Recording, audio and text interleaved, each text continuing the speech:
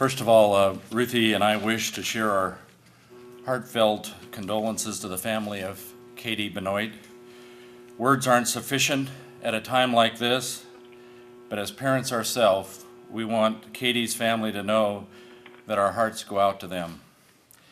This has been a tragedy for the entire Vandal family. It has affected Vandals here and across the world. Katie was a promising young woman, creative, determined, musical, and vibrant. It has certainly affected me personally. Before I briefly address the actions I've ordered today, I want to again express the most profound sympathy to Katie's family. I've spoken with her parents and offered them the condolences and prayers of the entire University of Idaho family. We've offered them whatever support we can provide at this most difficult time. Again, this tragedy has deeply affected all of us.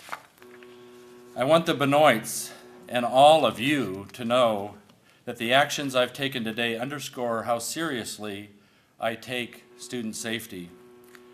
I continue to be committed to doing whatever is necessary to maintain a safe campus that supports the education of our students. They are our future. I don't have any reason to think our policies and procedures are not all that they should be, but I want to be absolutely certain. I'm committed to ensuring the continuing safety and welfare of the members of our university community. Further, I want to make sure that this process provides us the information we, our university family, our students, our parents, our faculty, staff, and our alumni need to be certain as well. To do this, I have today ordered a top-to-bottom independent review of all relevant university policies and procedures as it relates to safety and security. To ensure impartiality, an independent council will be convened, and I expect more details to be released on this next week. In addition, I have directed the university's general counsel to file a motion on Monday to seek a judgment from the district court that will support our efforts to release everything we can as soon as we can. I'm committed to full disclosure, truly committed to full disclosure. However, I'm also constrained by the law. My hope is that the court will provide a ruling that removes the legal constraints that currently keep us from releasing relevant personal documents. To meet requirements of Idaho law, we've asked several news agencies to join us in this request to the court. We can say, and I believe, that safety is our absolute top priority at the University of Idaho.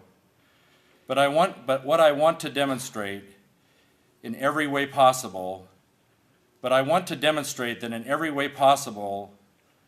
that this review will help us to accomplish, and I believe this review will help us to accomplish that. I want to demonstrate safety and security on our campus, and this review will help us with that. Finally, to help everyone's understanding, we've provided a timeline today of the university's interactions with Katie, given the recent legal opinion we received from the U.S. Department of Education that this would not violate her personal rights. Finally, I want to say that as president of this institution, I'm also a dad with 2 sons in college. Like every parent, I've sent them off to college with the confidence that the university administrators there will provide them with their safety. But as a parent, I still worry about them and their well-being. I worry about them every day. As a parent and the president, I want to have the greatest possible confidence in the safety of our students and our university community. And as the president of the University of Idaho, I'm going to do absolutely everything I can to make sure our campus community is as safe as possible. Today, in this statement, I want to say again, to remind all of you that we've lost a family member this week, a Vandal, one of our daughters, sorority sister, cellist, a psychologist in training, a bright, talented, and courageous young woman. We will miss her. So with that, I'd open it up for one or two questions, and I'll open it up with the statement. Joel? Dr. Nellis, I was just wondering if you could describe the process that happened over the last few days from where we were on Tuesday morning, where the university wasn't able to release much information about this, to where we are today, where we've got basically an avalanche of information that spells out all the actions the university took to try and help Katie. And you said it involved partly to the Department of Education. Could you walk us through all that? Yes, again,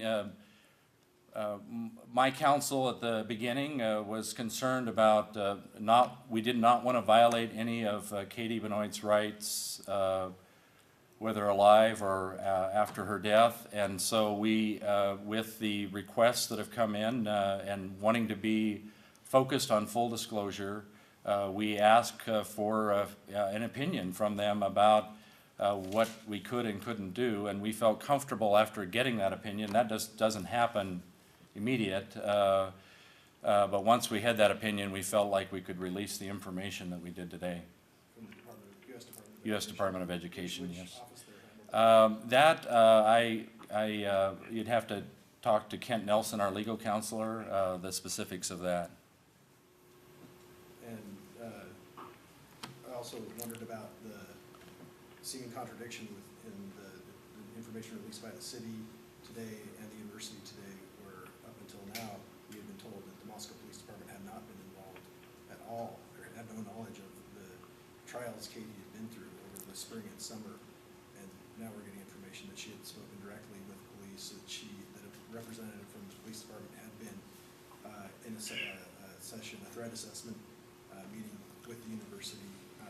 Do you know what's going on there? Well, again, I think the information that we have today, I believe, is accurate, and I have no reason to believe anything differently. I think there were maybe some early statements made, not necessarily by the university, that without full understanding of the steps that had happened in the past. I think the information we have today clearly reflects the details of what actually happened from my perspective. President Nellis, I think we'll ask if there's a question on the phone as we wrap up today. Is there a question on the phone? There is. This is Patrick Orr from the Idaho Statesman. I was wondering if, President Nellis, if you've talked to the family about this information you've released to the media today? Yes. Did you do that before it went out, and did you kind of go over this in an in-depth way with these folks?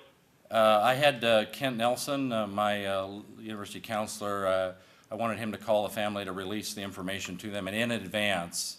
And they asked, first of all, we told them we were preparing this, and asked them if they had any questions, and they said that as soon as it's released, if you'd please provide us with a copy, and that's what we did.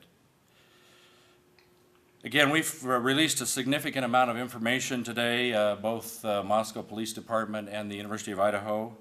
We'll certainly release more as soon as we possibly can. The statement I've made and our earlier written release speaks for themselves, and when we can say more, we certainly will do that. You can be assured that that will happen, and thank you for being here today.